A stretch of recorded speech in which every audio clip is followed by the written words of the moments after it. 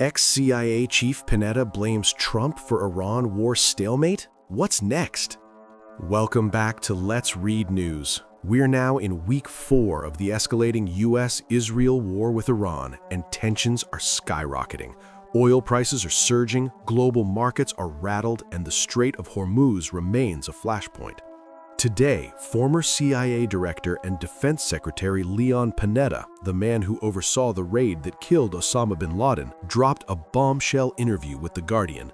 He says President Trump is solely to blame for the US being stuck in a strategic dead end. Let's break it down. Panetta didn't hold back. He called the February 28th launch of military operations a massive planning failure. The opening strike, a joint US-Israeli hit, took out Iran's supreme leader Ayatollah Ali Khamenei. But instead of weakening the regime, it backfired. Iran's new supreme leader, his son, Mojtaba Khamenei, younger, more hardline, and even less open to talks.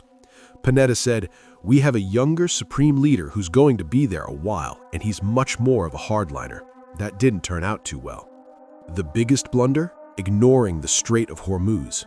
Panetta pointed out that in every National Security Council discussion on Iran he's ever been in, blocking this choke point, where 20% of the world's oil flows, was always the top concern. Yet the administration either didn't plan for it or assumed the war would be quick. Now, Iran's blockade has the US in a bind. Expand the war to force it open, or face economic chaos and look weak. Panetta called it not rocket science and said Trump is paying the price. Adding fuel to the fire, Trump's recent 48-hour ultimatum to reopen the strait or face destruction of Iran's power plants. Iran fired back, threatening total closure and strikes on regional energy infrastructure. Trump then delayed strikes for 5 days after productive conversations, even as Israel hit Tehran.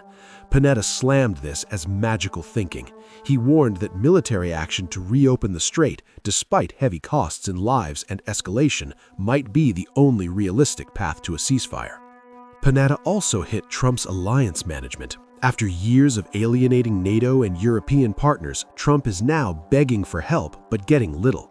"If you're planning a war, it's not a bad idea to talk to your allies," he said.